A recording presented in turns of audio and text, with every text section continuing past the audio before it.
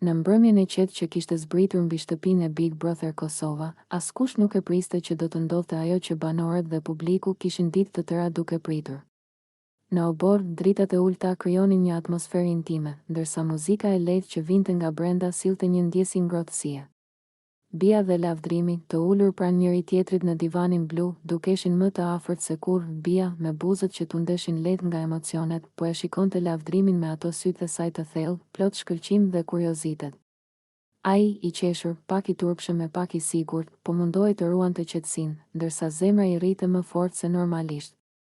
Prej ditësh loznin me provokime, me batuta, me shikime të fshehta. Por asnjëri nuk kishte marrë hapin e parë, po ç'ke që s'më shikon sot. Ke frikë? Ja tha Bia me buzëqeshjen e saj ngacmuese. Lavdrimi qeshi, tund kokën dhe ju afrua pak më pranë. Nuk kam frikë prej teje, thjesht po pres momentin.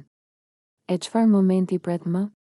Ja ktheu ajo, duke e ngritur vetullën në stilin e saj sfidues, dhe pikërisht atëherë ndodhi. Lavdrimi, me një lëvizje të ngadaltë, por të sigurt, i kapi dorën. Bia nuk u largua, përkundrazi, u afrua edhe më shumë. Heshtja ra mbi obor, si një perde e butë, ndërsa banorët që ndodheshin brenda nisën të shikonin nga dritaret, duke kuptuar se diçka po ndodhte.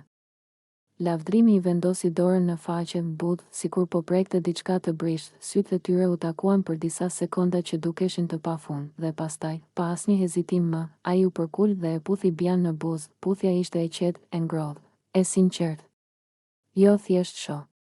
Jo provokim. Nuk ishte lojë. Ishte momenti i parë i vërtet mes tyre. Bia u tërhoq vetëm pak centimetra, u qesh me fytyrën e skuqur dhe tha me zë të ulët, tash po, je burr i mirë. Lavdrimi qeshi, i lumtur si fëmijë, brenda shtëpisë shpërtheu gëzimi, labi brohoriti, Sasa u habit, Bledi duart trokiti me zë të lartë, ndërsa disa të tjerë shikonin me sy të mëdhenj sikur kishin parë.